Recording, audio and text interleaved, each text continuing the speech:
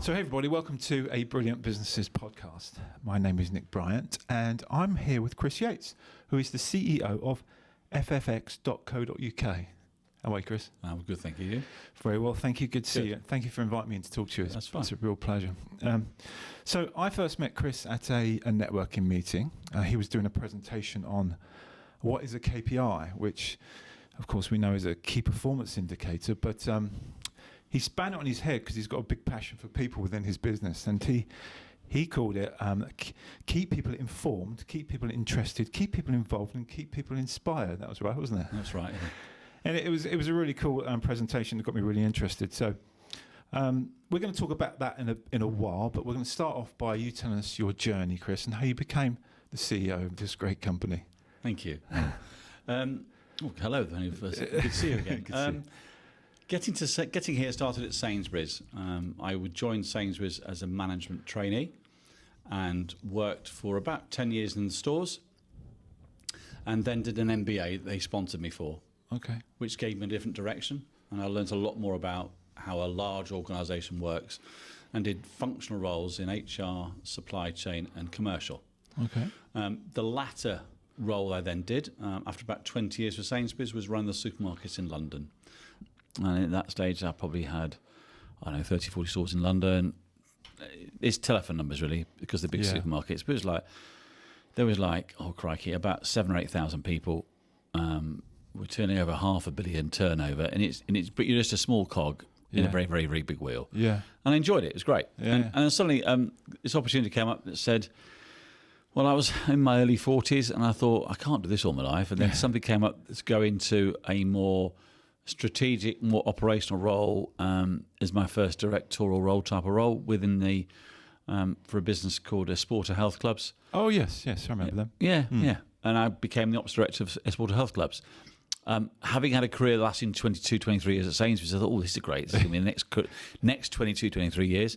And I suddenly realised, back to your KPI thing, informed, inspired, and all that good stuff. I suddenly realised I had a key skill for turning things or performance improvements really quickly. Okay.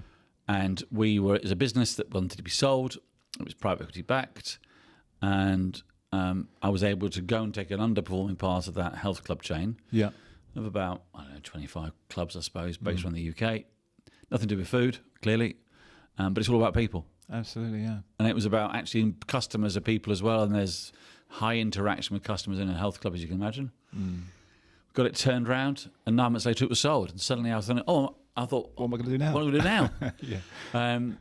I then started a business when people remember Phones for You. Oh, right, okay. And I was the MD of Phones for You. Did that for about 2.5 years. Wow. And then a mate of mine who I'd worked with at a sport has said, this business called Jessup's, this camera business? And I said, oh, yeah. Well, I'm putting a board team together. Yeah. I need somebody that's a good operational leader of people to run all our operations and be the ops director. Wow. And be my number two. And I said, all right, Trevor, what's this all about then? And again, it was a business that was in a spot of bother at the time. And I was, because of the classic training I had in Sainsbury's, I was able to work things out into sort of 3 or 4 key constituents, one being customers, one being people, one being how the business operates, and the last one is actually when you all gel that together, it sort of creates if you can keep it in harmony, you'll get results. Yeah. So keeping people informed and inspired and all those sort of things came out. Yeah. And actually all I realised is that so many team members and colleagues just need to understand how they can get on, how they can contribute, feel as though it's personable how you do it.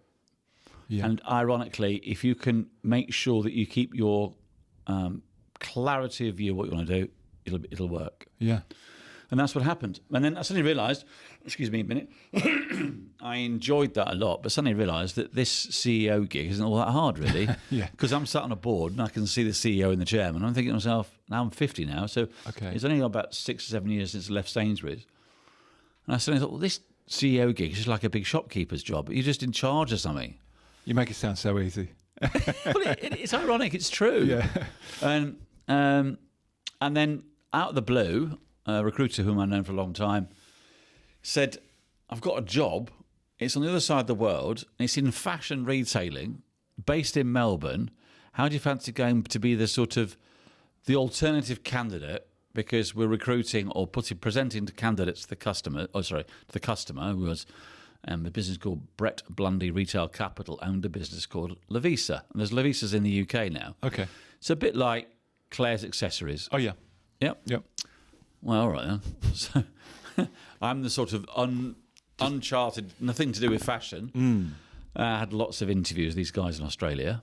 And I think this whole theory about, not even a theory, a practical application, if you work well with colleagues, you can be surprised how much you can achieve, right? Yeah. And you can do that and drop that in any business. Well, theoretically, the theory goes, as long as you understand what's going on and you can understand the process of how things work, then actually the way things work is people. Yeah. Because actually, it's just quite interesting to watch. If you've got your inquiring mind, right? Yeah, and you've got to be prepared to not understand and keep asking those silly questions like how and why. So I had my interview in Australia, so I had to go out to Melbourne for my interview. I mean, it was a long story. I could make it a laugh and be sounds a bit trivial. But I went out on a Monday night. Yeah. I got there Wednesday morning. Right. My interview was at lunchtime on Wednesday. And I expected, I'm going to become the CEO, hopefully, and there's going to be a cab to meet me and all this sort of thing. Yeah. Nothing. No. Nothing. Landed at Melbourne, right? Yeah. And I thought, I know what this is about. This is a test. Can I find my hotel in Melbourne, and can I get ready for this first meeting with the existing chairman of the business and work it all out? Yeah. So I phoned him up at about 6:30 in the morning, and I can't do an Australian drawl very well, but I said, hi Shane, how you doing, mate? He goes, where are you? He said. I said, I'm on a cab. I'm working it all out. I'll see you. And actually, what it happened was I went and visited the shops with him and met all these wonderful Australian people and had a bit of fun with people. Yeah. Told him why I was here. And he said to me, I got back and there's lots of little stories about it. And he said, it's yours. It's going to be yours. Straight away. Yeah. I said, well, we've got to go and meet Brett next, who's the investor. He said, yeah, it's fine. You go meet Brett. Met Brett in Sydney. Easiest job interview ever, right? It was quite easy because they made you feel comfortable. Right. Okay. And just if you're comfortable, you just unravel, don't you? Yeah. You know, it's either positive unraveling or it's, oh my God, this bloke's a disaster. Absolutely. Yeah. And went to Australia and we had a business that was 18% down like for like. And now these are 180 stores based in South Africa, Australia, Singapore, Malaysia, and New Zealand. Right, big operation. Huge operation. And I remember my first ever board meeting, and it was quite challenging. And, they challenge you really hard at what you're going to do. And I remember Brett, who was the investor, said, in his nice Australian drawl, because he used to call me Pommy, what's worrying you? Yeah. And I said, well, Brett, we're going to open these stores in South Africa, and I'm just getting my head around Australia. I've only been here 10 days. And he says, oh, it's no problem, mate. He said, he turned to Shane and said to Shane, can Chris be in Johannesburg on Monday? This was Thursday in Sydney. Okay. And Shane said, yeah, of course he can. So I meet Brett in Johannesburg. We go to a shopping centre. And he said, right, what's the problem with this shopping centre then? So we walked around the shopping centre and I said what I thought. Yeah. He said, where should we open a store? So I said, I thought we should open a store. He said, right, we're on a plane now. We're done South Africa. We're going to go now to fly to Singapore. Do the same thing, I Do guess. the same thing. We're about to open a whole 10 or 15 shops in Singapore. Wow. So we went into this shopping centre. It was called Wisma, of all places, WSMA, Wisma. Yeah. I'm like, she's like, where am I? I haven't got a clue what's going on. Yeah. He said, where should we open a store? And we went around the shopping centre. We talked and had all that sort of stuff. I said, I think that's a good idea, that one there. He said, well, that's good, because we just bought the one over there. And actually... You gelled so much then. Yeah. Yeah.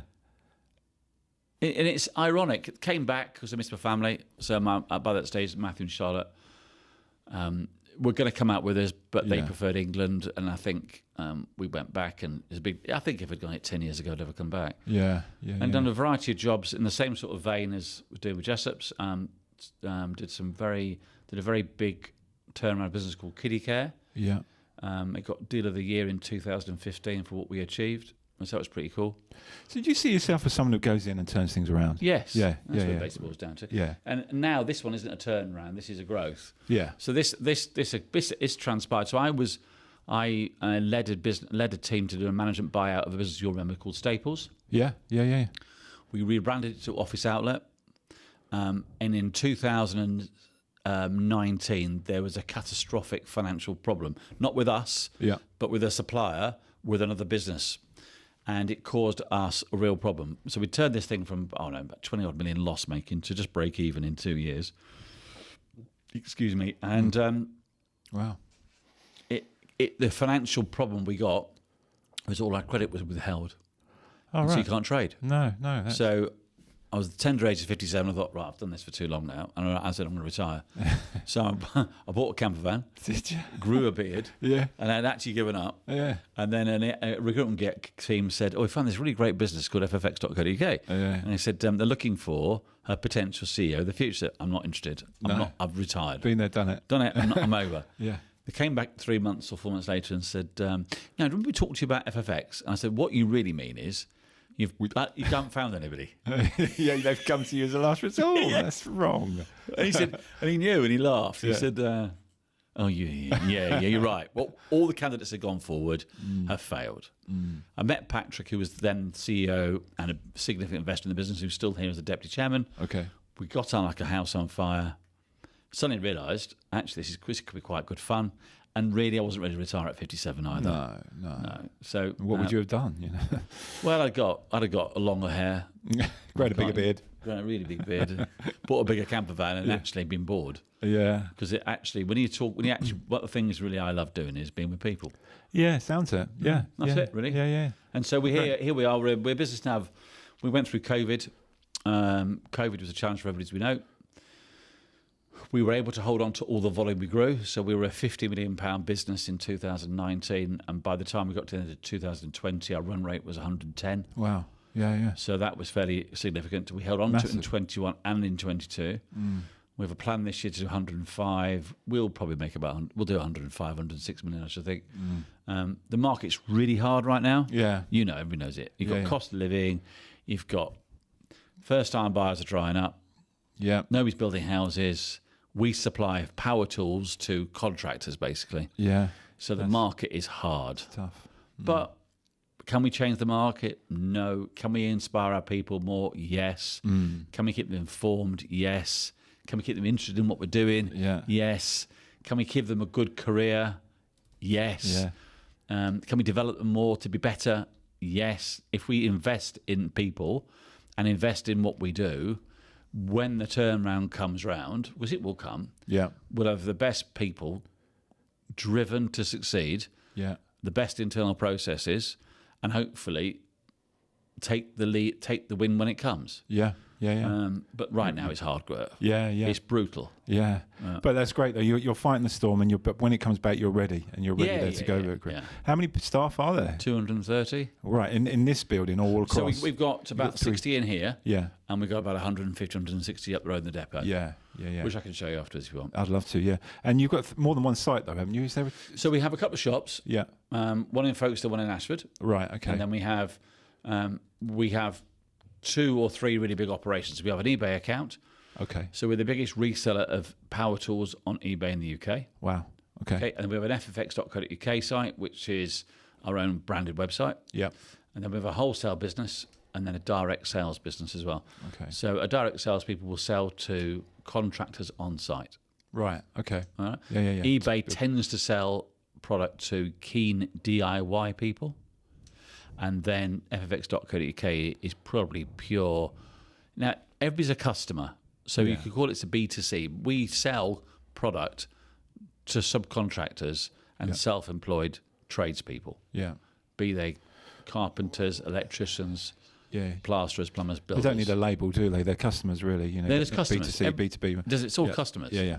And this business is quite interesting in that this sector thinks it's B2B, but it's really a B2C operation. Yeah. That's what we operate like. Yeah. I think the angle that you take with people, which is the most important part of the business, pretty much, is from what you're saying. Yeah, yeah. You read a book, or you mentioned this in your presentation about Stephen Covey, That's Seven right. Habits. Yeah. So that inspired you, or did you learn a lot from that? Would you recommend that? I'm lucky the things I read resonate the way I think. Yeah. Sometimes I don't really understand what I think. Okay. And then you read a book like Stephen Covey. Oh, that's how. And that sort of solidifies. Oh, right, got it now. Okay. And I'm very a transactional person. It's a yes or a no. Do I get it? No. Well, what does it mean? And yeah. And so Covey was for the reader to listen. I don't want to bore you with the book, right? No. I'd advise you to read it, and it just talks about the seven or so things that successful people or people that are contented and happy in their lives tend to do. Right. Yeah. More often than others. Yeah. And the 2 or 3 things I always think of in my mind. One is start with the end in mind. Yeah. Okay. Where do you want to be? Yeah. And that theoretically then determines how you're going to get there. Yeah. And the other one is another one called sharpen your saw. Okay. And now sharpening your saw is you're constantly trying to either improve yourself every day or improve what you do every day or improve and help your people every day. Okay. Yeah. So every day is better than the day before, Yeah. theoretically. And that's a bit too simple, right? Because we all have crap days. Yeah. That's hard to just keep doing that. But if you turn around and see the wall on there, yeah. that's all our colleagues of the year. Okay. Yeah. Nice. This is the boardroom. Yeah. Yeah. Yeah. So in the boardroom are all our colleagues of the year. Right. Yeah, that makes sense, doesn't it? Why wouldn't you have them in here? But not many boardrooms do. No, right. Yeah, it's quite stuffy boardrooms that come across that way. Yeah, it's just it's not stuffy. It's Stuffy's not the right word. No. What's the word? Maybe.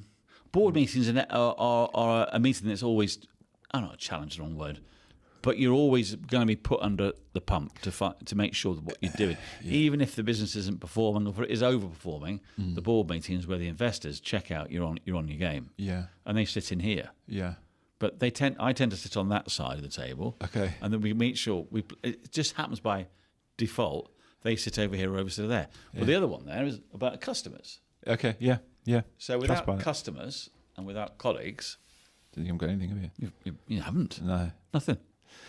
When you talk about sharpening the sword, what is there things that you do on a daily basis to make your boat go faster, or do you do health and fitness? Yes. Is that important to you?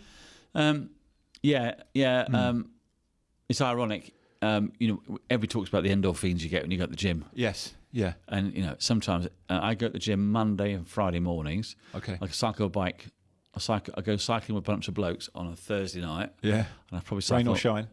Yeah, rain or shine. Yeah. Okay. Tonight I'm not, because I go on holiday tomorrow. Okay. And that's our own version of a man shed. So there's 15 of us, Right. from different starts of life, that come together every Thursday night. Yeah. For a 2-hour bike ride. And we go to the pub and it's called the Thursday Night Pie Club. And the Thursday Night Pie Club is we always go to the pub and have pie and chips. Excellent. Yeah. That's therapeutic, though, isn't it? Yeah. Oh, it's great. Yeah. Yeah. And it takes your mind off the things because you're concentrating on that. Yeah. And the health and fitness does that, doesn't it? You're concentrating on whatever you're doing with your body, whether it's your legs, whether it's your arms or your feet. You're concentrating on that. So therefore, if you have got anything in your mind, that goes elsewhere. Yeah. And I'm lucky I've got a good bunch of mates that I've been at since uni. Yeah. So we go away on holiday every year for a week, racing a boat. Yeah. So we go racing and it's sailing. Yeah. And we race, and we're still trying to do what we did when we were 20. Well, why not? And we try, and we probably catastrophically fail most of the time. And almost in that world, you talk about the things that keep you grounded. In my world, I've got good friends. I've got a fab family. Yeah. And I try to look after myself. Yeah. Yeah. I'm carrying a pound or two. I'm probably carrying about 7 or 8 pounds too much right now, but that's just hard work, right? Yeah. I'm still. Well, we're not young men anymore. Exactly. We're exactly. So I'll just keep it off. Yeah, and in staying fit and healthy, when you're healthy, you know when you're not. You feel good, don't you? Yeah. Yeah. The You do mornings the are same? easy. Yeah, I do. Yeah, I like to run, and I do just start to go into the gym. But running's a big thing for me because, as I said, it takes my mind concentrating on my feet, on my legs, and everything else. If there is a problem, gets left aside, and that's because it's all in the mind, isn't it? Most of it, I think, a lot of it's in the mind. Oh, it's 9%. I would say my wife says to me, she says, "You're really lucky you don't do. I am lucky I don't get worried about things." Yeah. But in the COVID thing, you never leave a stone unturned, right? You don't stop till you stop. So I never leave anything today for tomorrow. Okay. Yeah. The only thing I leave till the very last minute is my board report because I'm dyslexic and me and letters are just like a nightmare. Yeah. I don't know. I've got 2 degrees, but that's in the story. But so that's probably the only thing I do leave. But everything else, it's ironic. So many people leave things to the last minute. Yeah. So it's unplanned, it's unstructured. You haven't given yourself thinking time. Okay. Yeah. I come in here 3 times a week. I have 2 days a week at home. Hybrid working for us here. We were quite naive, like everybody else was, about working from home. Yeah. Does it work? Not work? Yeah. I actually think it's a bit about trust, and it's ironic, isn't it? You think you've got them all in the office; they're working hard. Without wanting to be too coarse, that's bollocks. Yeah. You can't overlook their shoulder all the time, can you? You can't, No. then that becomes a comfort blanket for people. So you're at home working, fine, crack on. Yeah. Yeah. As long as the results are there, I guess. It's just and even if the results aren't there, is that because they're not in office? We recently recruiting a senior guy to come and join us. Good, very senior. Yeah. And in his contract, it said the other one is trust. Really, it said in his contract, his trust is both ways, right? It can be broken both ways, as we all know, Absolutely, right? yeah. And he said, I'm not comfortable about this line in the contract where it says you can work from home, but the business will decide if there is a need, you will be in. You work to the needs of the business, basically. Well, his previous job, that clause is there, and overnight they had everybody on hybrid working. Yeah. Somebody, probably the CEO, thought it doesn't work anymore, so it cancelled everybody's hybrid. Everybody's got to work in the office. No way. No. That's not good people management, is it? Well, he's not really, no, but he just thought he was doing the right thing. Yeah. And I said, well, no, it's not going to happen. I said, first of all, if we need you, we will be, but you are responsible for delivering what you're to deliver. Yeah. I can't micromanage you. I won't. No. I won't tell you when you've got to do things. If you don't understand what we want to try and achieve, that's fine. But how to do your job is how you to do your job. Are you good at what you do? And he goes, well, yeah. Well, what's the problem then? And he respected that, surely. Well, yeah. I won't let him off the hook. No. Either way. No. No. Now, you won CEO of the Year Yeah. by the Business Magazine. That's right. Yep. Well, was that 2022? Yep. And is that voted by the people? How's that work? It was done. Somehow my nomination got in. Yeah. And the guys at that magazine got in touch. They said, no, I'm not interested. Did you? Yeah. I said, no, I'm not into. No. Yeah. I'm not into this. Ego. No, egotistic. it's not. Yeah. I'm not. It's not for me. Yeah. And they said, oh no, please consider it. Well, tell me why. And so she basically said, what we've heard about is ffx.co.uk and all the rest of it. All the story you've just heard, that. They've heard the story, how it's grown. Would you be interested going forward? So there's nothing in it for you. It's just us finding out. It's a bit like what you do. You're finding out what businesses do in the local areas and what everybody gets up to. Yeah. So I said, okay, what's the process? He said, well, you're going to be interviewed or meet Zeus Capital. Zeus Capital are sponsoring this event. That's fine. And they're also going to involve the Sunday Times. Okay. They're also going to involve, the shoe cobbler's business, Timpson's. Yep. Well, James Timpson's taken over from his dad. Ah, yeah. So there's 3 or 4, in essence, judges. Yeah. And once they've judged it, then you'll either get nominated or not. Okay. Fair enough. Chill enough. out then. Yeah. So Paul McGlone from Zeus Capital got on the phone. We had a chat and did all that stuff. He then said, I'd like to meet James Timpson. I said, well, COVID, lockdown. He said, fine, he'll phone you. Right. So I had a chat with James Timpson. That went all right. Yeah. Well, I didn't know he did. No idea. I said, I'd chat and how do you do your job? I told him what I do, what he does. I mean, he's quite inspirational. Yeah. Yeah. And interesting things he does and what they do and what their culture is and what they do. That was quite interesting. Then this guy called Richard from the Sunday Times got in touch and we had a chat with Richard. And there was an article down in the paper, actually. It went to the Sunday Times. Excellent. And then Zeus Capital said, well, now we're going to do a podcast. And we'll do a podcast in as well. So we did his podcast, did all that. And then his podcast was put up on LinkedIn. And of their podcasts they've ever done, at the highest hits ever. Oh, wow. Okay. And that's how they came to their And then off the back of all of that, they've had Timpson, Sunday Times, Zeus Capital, and So they've used you to make their magazine better, basically. Well, I don't know. I don't know. If it, I don't know. I mean, I don't know. Yeah. I'm lucky. Yeah, it's not a bad title to have, It's a good. It's always lucky. In life, sometimes just things happen. You're just lucky. So Yeah. just have it and move on. That's it. Yeah. So what does the future hold for you and the business? Where what you said earlier, you're just sort of going to ride the storm until you get to when it picks up again, and then you can fly. Yeah. But what about you, Chris? What are you going to do? Don't know. Take as it comes. Take as it comes. Yeah. I shall work as long as I want to work. I think we will be here. I'll be here for the next 2 or 3 years, I should think. I think it depends how long all things work out. Yeah, sure. It's also the investors, how long they want me to stay. I mean, I'm quite chilled out about it. Like we all have a sell-by date. Of course, yeah. But no, I think what I would like this to become, or it is becoming, is a better version of itself than it is already. Yeah. So there's two things about how to measure that. When I joined, we had 32,000 Trustpilot reviews. Right. We've now got 90,000 reviews. Wow, okay. So that's a lot of advocacy. Yeah. It would be great that if we can get that to 120, 130,000 reviews, which is a good place to be. We're going through a big investment program automating a warehouse. Okay. To try and make it more efficient. So the way to ride a storm is to grow your market share, but try and become more efficient at what you do. Yep. And then open are there other channels to market where we don't sell to customers.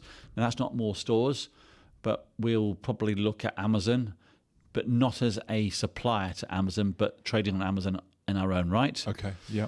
It is more expensive because the fees are high. Yeah. But the customer on Amazon will be prepared to pay that fee. If they don't want to pay the fee, that's fine. But it's about reaching more customers because we are really a southern-based business in Kent. Yeah. Do you supply global though? No, it's just UK. No, it's just UK. We do a little bit of wholesale business into Europe. Okay.